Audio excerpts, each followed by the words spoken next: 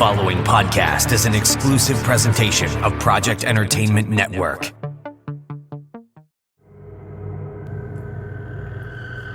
And welcome to episode 167 of Armcast, Dead Sexy Podcast. I'm your host, Armand Rosamilia. And this week I have two interviews for you. So check them out and listen to them, enjoy them, whatever. But before we get into the interviews, I want to thank our sponsor, not only for Armcast, but also for Project Entertainment Network. I want you all to check out Subculture Corsets and Clothing at the Avenues Mall in Jacksonville, Florida. Conveniently located off of I-95. Now, if you're not down here, then you can go online, subculturecorsets.com, and if you're into pin-up, gothic, steampunk, all kinds of really cool stuff, men's and women's, tons of accessories. They got a lot of really cool stuff that they're putting up on the website all the time. Subculturecorsets.com. Check them out. And if you use the coupon code DiningDay6, you get 10% off your entire order. So check them out. I want to thank them for being sponsors of the show. You know what? We're just going to jump right into some interviews that you are going to enjoy because I said so.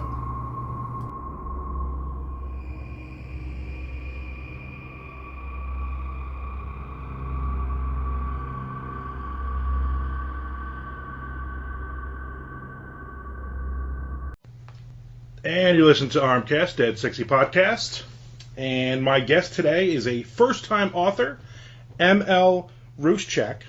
She just released her first book, The New Reign, back in April. And this is the first book in a 4-book series, all of which is edited by her daughter and publisher.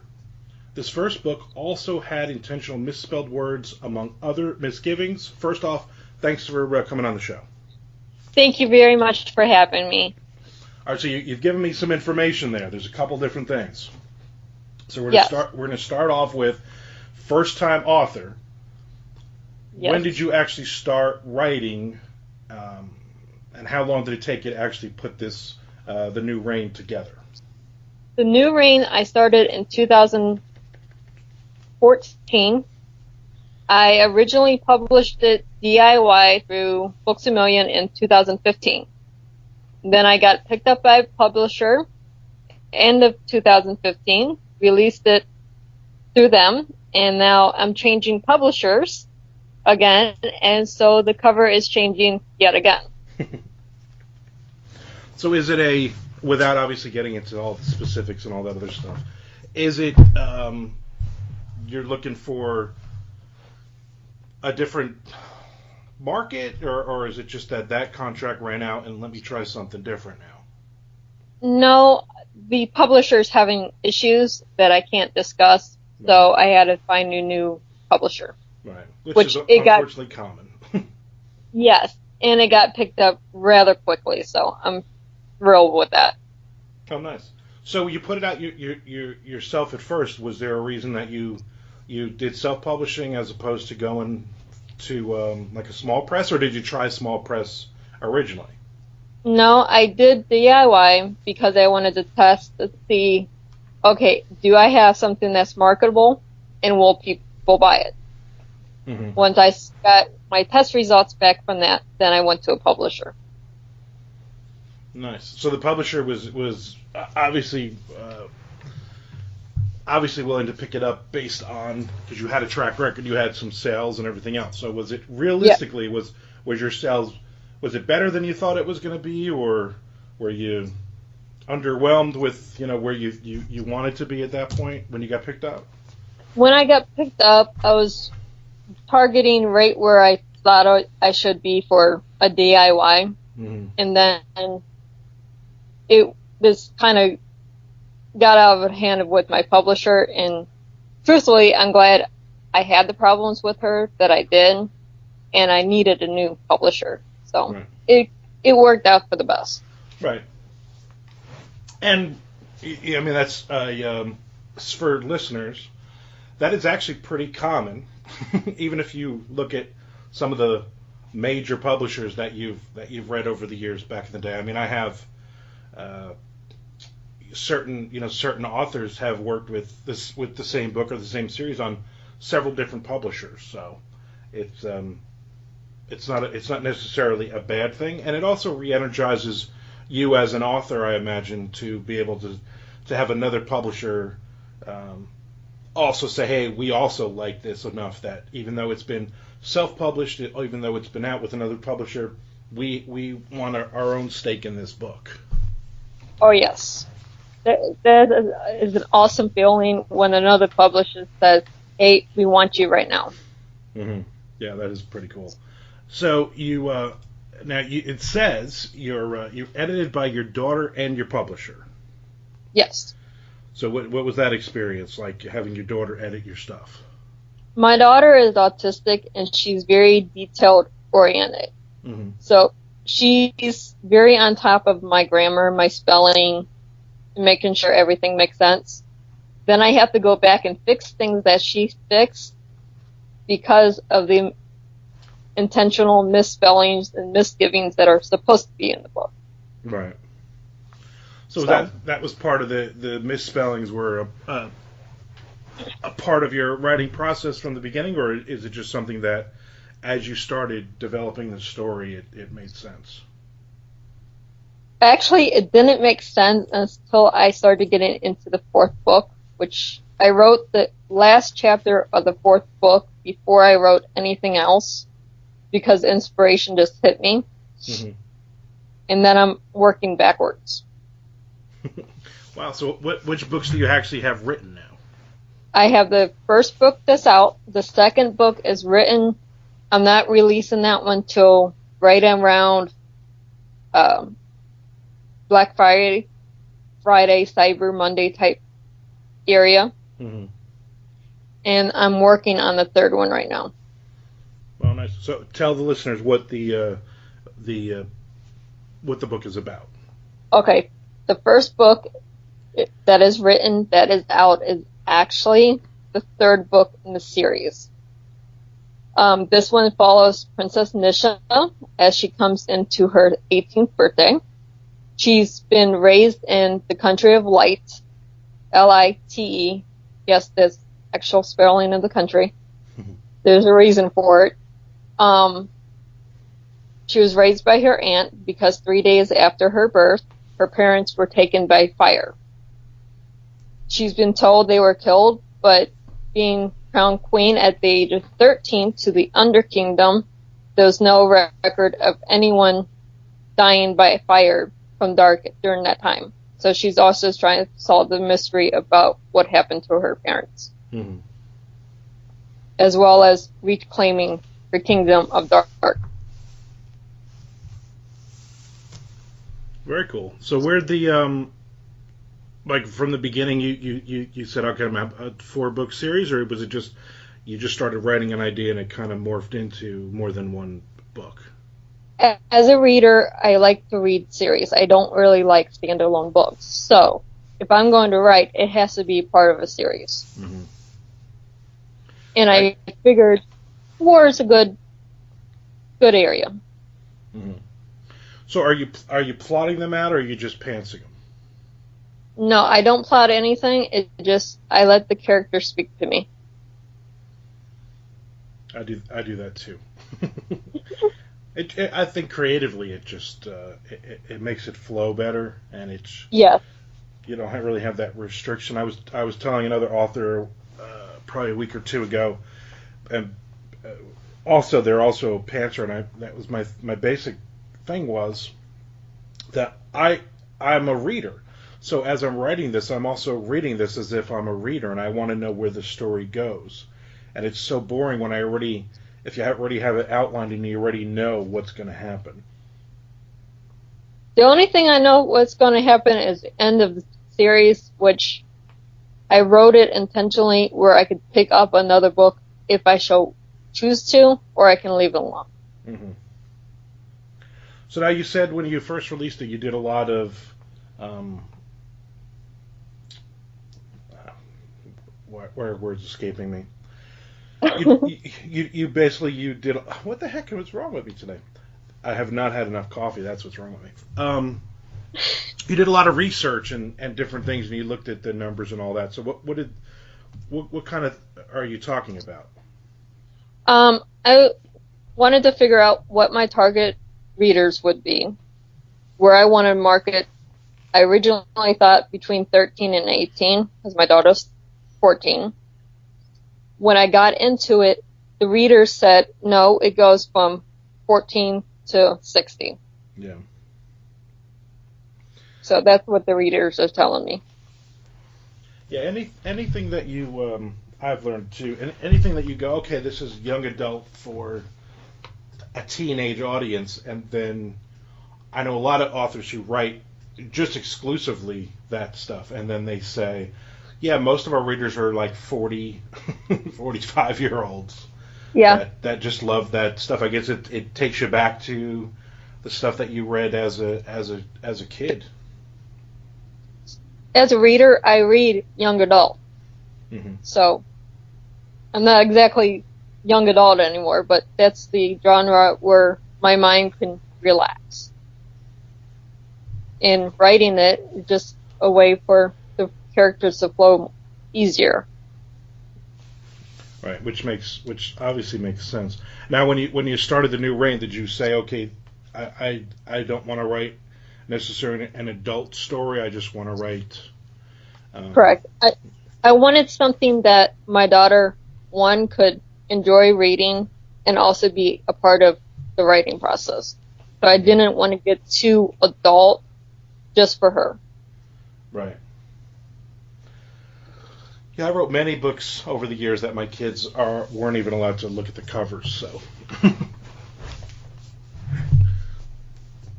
Well, like I said, she's my editor, so I have to have where it's appropriate for her. Which definitely makes sense. So what kind of writing schedule do you have? Do you have like a set schedule or anything? I do not have a set schedule. When I get in the mood to write, I write. And then if I get distracted, my whole train of thought about what I'm writing is completely gone. Mm-hmm. And having children, even teenagers, that is there's a distraction right there. Yes. But like we're on vacation now, I have my laptop, so if I want to write, I have the option of writing. Mm-hmm. Which is good. You're not putting any pressure on yourself to do a daily word count or weekly or monthly or any of that stuff then. No, I have a word count for the total words for the book for the finished project. Mm-hmm. Other than that, I don't worry about it. So how long on average is like a first draft taking you then? First draft can take me, the New Reign took me almost a year. The prequel, which is The Fallen, took me 4 months. Because you had a better idea of the characters and the story? Is that why it took a third of the time? Mm-hmm. No, actually, I just got the main character of the second book just grabbed me, and I just started writing. I honestly don't know where most of the words came from for the second book, but it's awesome. I love that one more than I do the second one. But after reading the second book, the first book then makes sense. Okay. Does that make sense to you? Yeah, trying to. Again, I have not had nearly enough coffee today, so I'm a little behind. Oh, see, I had my Plexus and my coffee, so I'm good. Well, I've had a pot of coffee already today, but I knew before I sat down to do interviews today I should have made another pot of coffee, or at least made a cup of coffee. So that's not a smart move. No, there's days that you need that second pot of coffee. And that's called most days. So, is this the only thing that you're currently working on, or do you have other projects that you're working on? I have another series that I'm also working on that is another young adult murder mystery coming of age type of story, but it also falls into the fantasy realm. So So I'm going to guess growing up you were a big fantasy reader. Actually, I never read a single book, even for book reports in school, until I had my daughter and she got into chapter books in kindergarten. Wow. And when I started doing books with her, I'm like, okay, I need something for me to read. Mm-hmm. So that's where I started reading. So you've been playing catch up the last 10 years or so? Yeah, I've been playing catch up with books, so. Well, that's interesting. That's very interesting. My family tried for years to get me to read, and took my daughter to get me to actually enjoy books. Nothing wrong with that. So where do you go from here after you've done these 4 books and you're working on other stuff? Are you looking for other publishers? Are you going to play with self-publishing again down the line? I'm hoping this second series gets picked up with my current publisher. That I really like this one. They're really fun to work with. So we'll see how it goes. I really do not want to do self-publish again. I can keep from it. Right. There's a lot of pros and cons, and everybody's different. I do a hybrid of small press, and then I also do self-publishing. But so what are some of the pros for you? Obviously you got another editor and covers, stuff like that. Well, no. My covers that are coming out with this publisher, I did myself. Oh, okay. And just to clarify, there's currently 4 different covers coming out under this publisher because it's coming out in 4 different languages that I also translated myself. All right, I haven't had enough coffee again, so let's stop right there. You've translated 4 different languages. Yes, sir. What languages are these stories in? Okay, I have English, French, Italian. I'm working on German, Dutch, and Gaelic. It is also being translated in Spanish. So do you speak all these languages? I can read it. Unfortunately, because of my medical history and my strokes, I can't pronounce most of the words anymore. But you understand them, obviously. I can understand it. Wow. So what's because I've had Michael Camp on, who's a Dutch author. He translates his stuff into English, and he says it's very tough for him. He loses a lot of meanings and different things. There is a lot when you translate into other languages. The meanings behind the words gets lost. So you have to find words that fit the meaning that you're trying to convey from the English language into the other languages. Right. So you have to have a good grasp of that language. It's not like throw sentences into a Google Translator and let it go. No. About 30% of what you put into your Google translation will be accurate. The other rest of it, you have to understand the language to get it accurate. Right.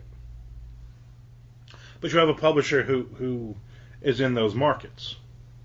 No. Oh. My publisher, I wouldn't sign with them unless they let me get into those markets. Wow. So you're actually having to go out there and find a French market, an Italian market, a Spanish market. You have to actually go out there and find these markets. I found the connections and I brought it to the publisher. Right.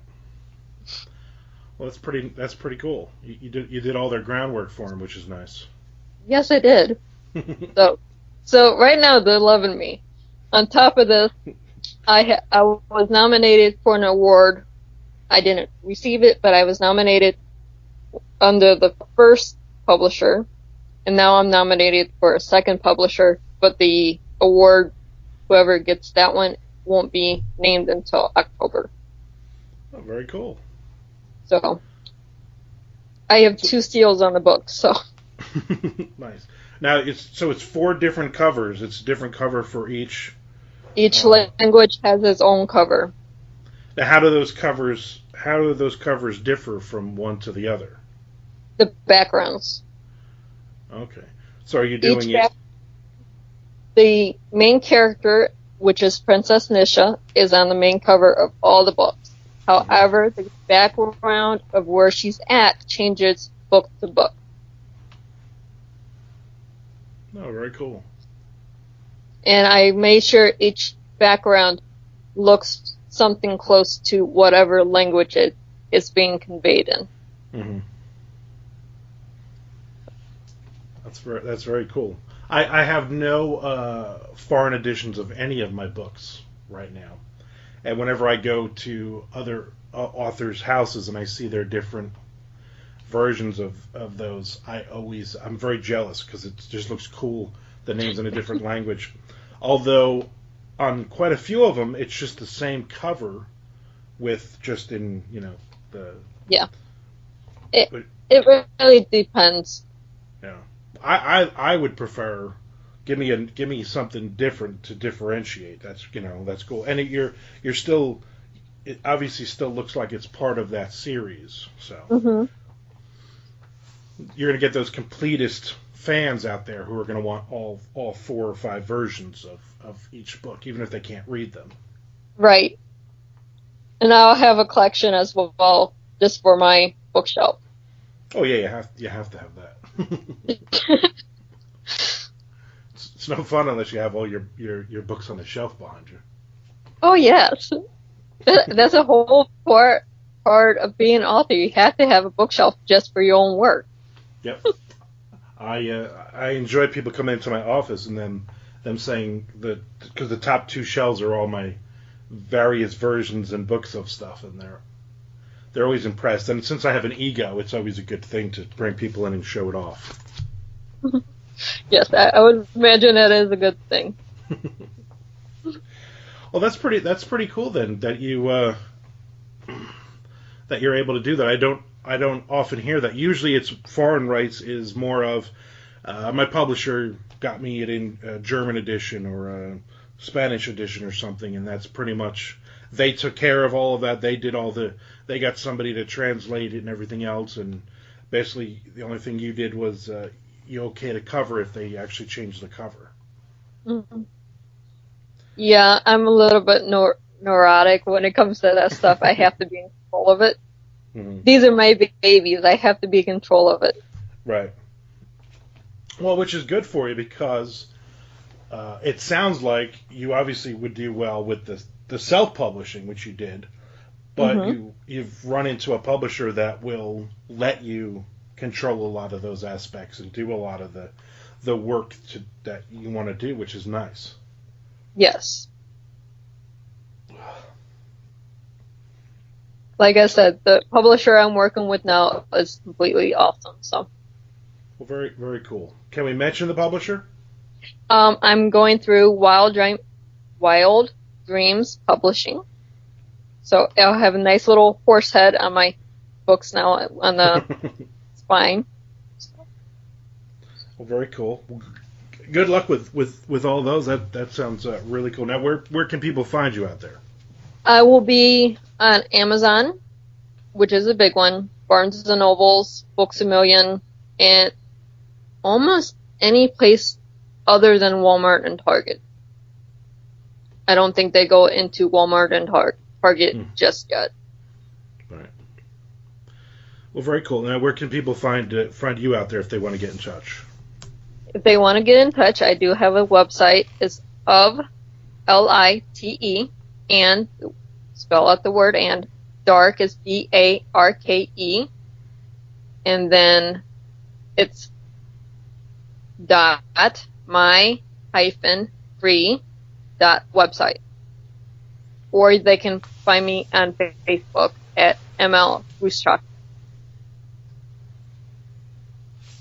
Very cool. Now, are you a big fan of Twitter? I do have a Twitter account. You can also find me M.L.Ruscsak on Twitter. I'm Twitter illiterate, so I don't have a lot of things on there. Well, I'll help you with that because this I'm very big with Twitter, and I post the when these episodes come out, I post them like crazy on Twitter, and a lot of authors especially when they say, "Oh, I don't do a lot on Twitter," then all of a sudden they get a bunch of notifications Yes. on it. So hopefully that will help. I would appreciate that because I've been sporadically posting on Twitter. It's mostly my new book covers and what languages they're going to be published in. Well, very cool. Well, it was awesome talking to you. Thank you. That was a quick. It felt quick. You want to get right to the point. You want to hit all the key points, and I think we did that. Anything else you want to add before we go? Not today. Thank you. I appreciate you coming on, and keep me involved. Let me know when all those those different foreign language ones comes out because that's pretty neat. I will do that. All right, I will talk to you later. Thank you, and thank you for having me on your show. Oh, thanks for coming on.